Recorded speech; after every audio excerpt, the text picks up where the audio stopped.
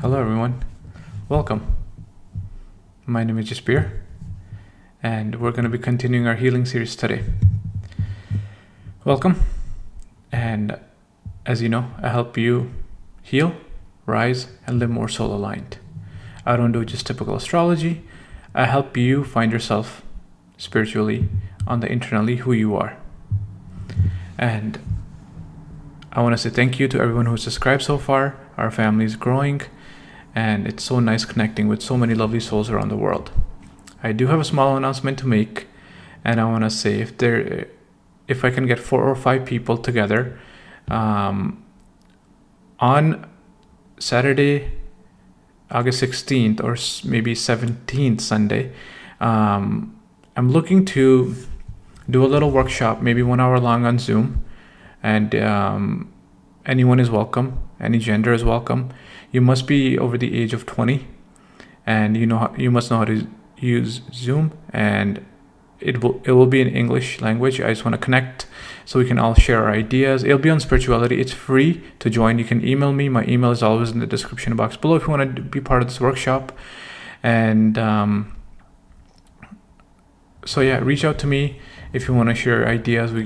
We'll exchange some ideas, and it'll be unrecorded, so don't worry about going on YouTube. It'll be private, just 4 or 5 beautiful souls from around the world. And yeah, reach out. Looking forward to connecting with you guys. Okay, so let's get started today.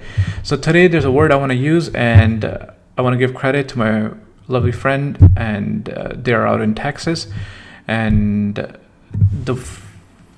they did mention the word awareness. Like healing starts with awareness. So the credit goes out to them, and today we'll be going into healing from this word.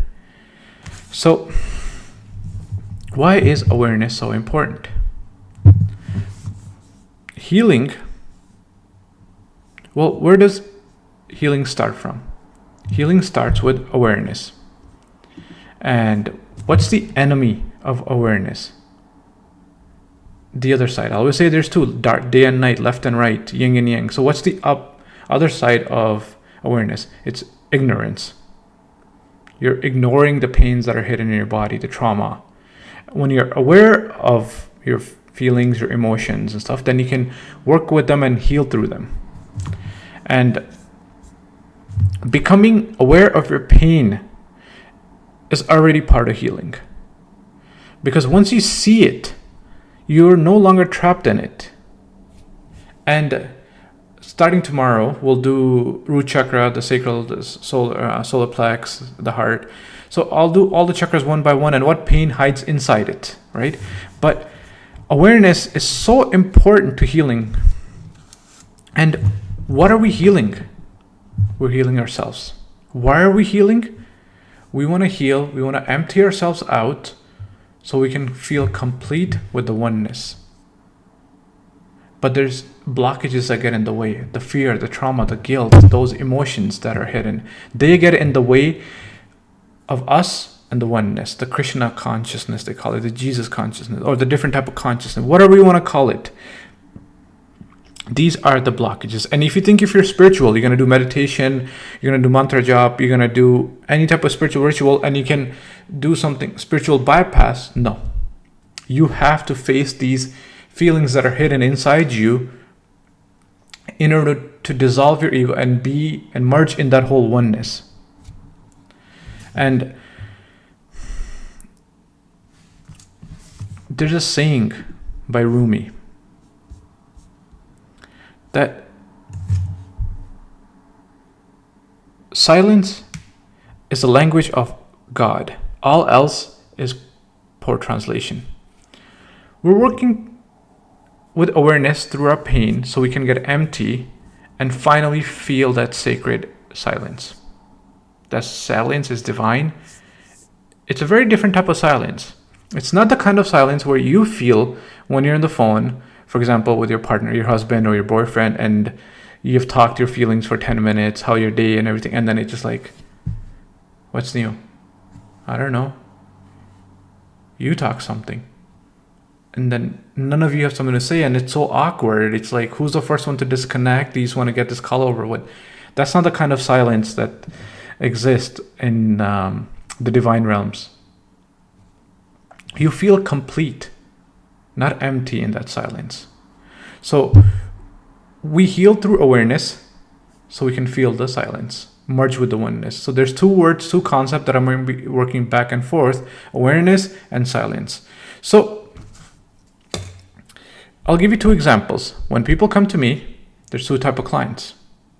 And let's say person A, I get on Zoom and they have a list of questions. Sir, when's my job promotion? Oh my God, when am I going to get married? I am having difficulty in financials. I am going through this, or I'm feeling this way. I'm this, I'm that. So many questions keep coming and coming and coming. That simply means this person has a lot to work through before they reach the silent stage. Now, person B on the other side, sometime when I get on Zoom, they're so full, they're so complete. It happens very rarely, but when I connect with individuals, it has happened 3 or 4 times. And individual gets online and there could be asking a question like, I'm not able to find work. When do you see it happening in my chart, for example? Or I'm feeling a little lost. What's going on? We have a conversation for about 2 or 3 minutes. They finally get the true calling. We have 56 or 55 minutes left on a call. And they're so full. There's nothing else, but we feel the bliss, the completeness, the wholeness. That's just the start of the sacred silence journey.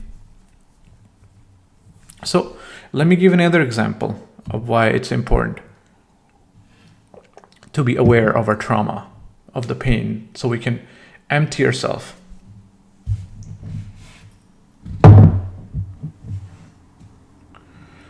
So this is your physical body.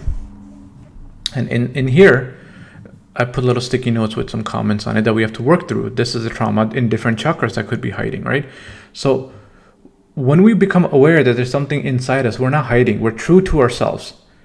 So let me empty this out and let me see what's written. What kind of trauma are we going to be working with? What kind of desires we have to melt away? Oh, I have a desire to have a house on the beach.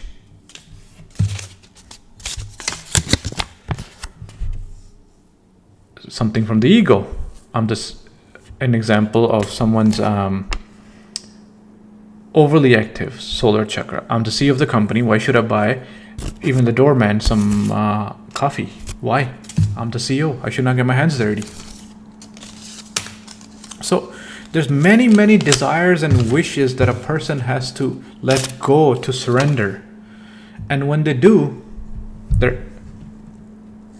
they empty their desires, but they become full. Look at this glass here. I hope you guys can see on the screen. It's filled. That water represents the divine consciousness, that divine energy, the bliss.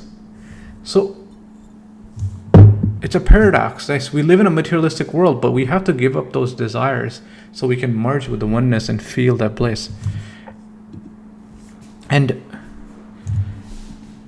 when we become aware that there's these ego desires inside us, the trauma, the guilt, the shame, the fear, we can finally work with that awareness. Now, awareness is the first step of healing. If you don't see a wound, you can't heal it.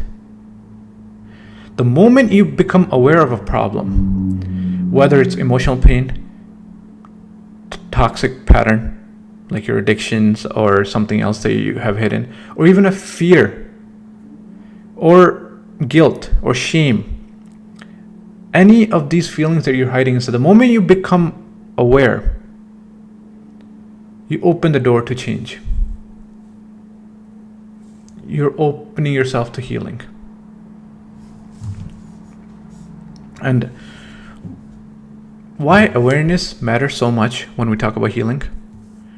So you can't fix something which you don't know is broken. If something is hidden in your subconsciousness, okay, deep down, somewhere deep down in your stomach or in your mind, it's hidden, like a fear or trauma. It keeps ruining your life. It keeps holding you back. It doesn't give you the courage to start a new company or go face your enemy. It keeps ruining your life in the background every single day. It's eating you up alive. It's eating your mental health, your emotional health, your physical health. So becoming aware of it, it brings to the surface so you can finally deal with that trauma. So the moment you become aware that there's something hidden that's ruining your life, and you finally acknowledge it and you bring it to the surface, we can deal with it. Awareness gives you choice. Choice for what? See, once you see what's happening inside you, now you can decide how you're going to respond to it. Before, you were just in this matrix world and you were just automatically reacting to things in anger or whatever. But once you see what's happening, then you can see. You're going to respond calmly. How are you going to tackle the problem? That's where the healing begins. Awareness connects you to your higher self. Now, when you're unaware, you're just following the rat race, the matrix and everything. And you live on a very like an autopilot type of lifestyle. And you're stuck in ego, fear, and some trauma or past pain. But the moment you become aware, awareness puts you back in the driver's seat and puts you in control that, hey, I'm done. I'm done with these emotions. Now let's bring them up and finally heal. And once you have healed, you can respond with wisdom now, not just some kind of emotional reaction. And awareness helps you accept what is. Spiritually, people are always calm in the biggest storm. So healing doesn't happen by judging yourself. It happens when you see yourself clearly and gently say, this is what I'm feeling, and it's okay. When you're gentle and kind with yourself, this is where the healing starts. And that's what heals the wound.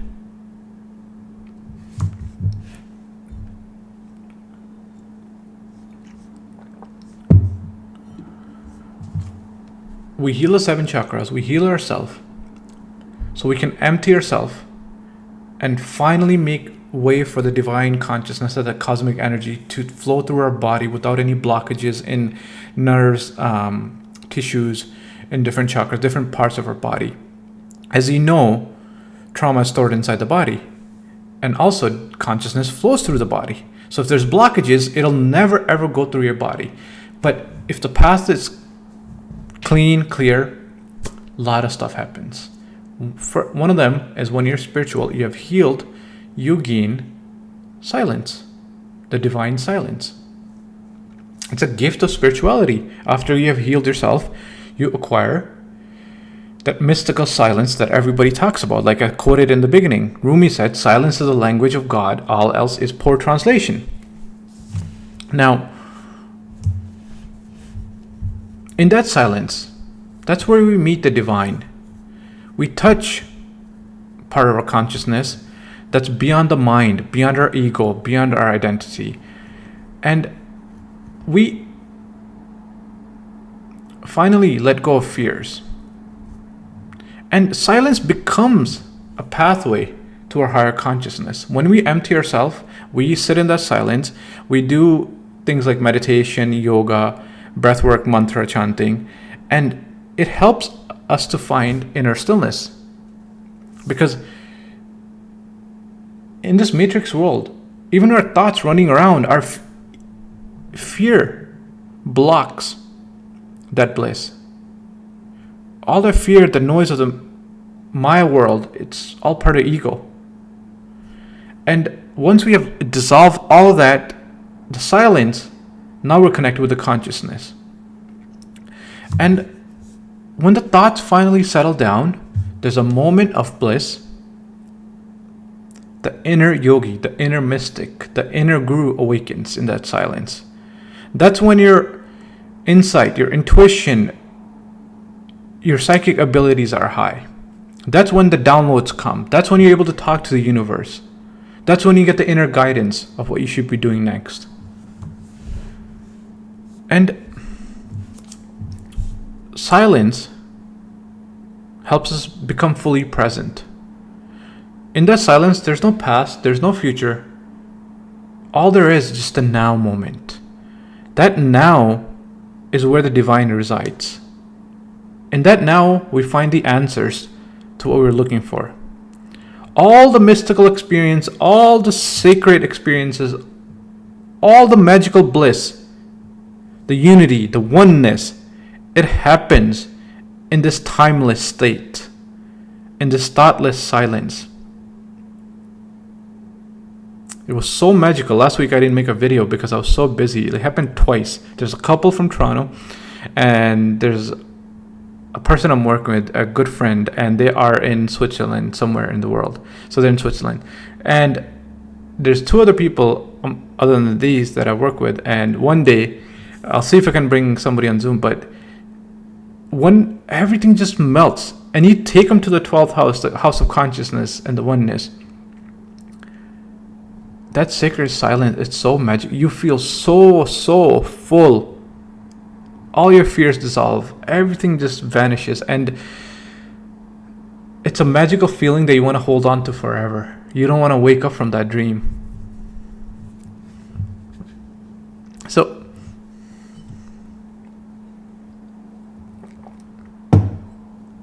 when you're in the silence, when you're in the oneness, the divine is flowing through you. You're healing your body. You're cleansing your body in many ways. It's burning away the illusions, the conditioning, the mental clutter. Everything gets dissolved. That's why when we're in sometimes deep meditation or this deep silence bliss, we get emotional release. Sometimes there's tears of joy. There is some clarity. And in that silence is a spiritual detox. And how can I describe this? You have to feel it. That's all the sacred mystics, yogis, everything, they dwell in silence.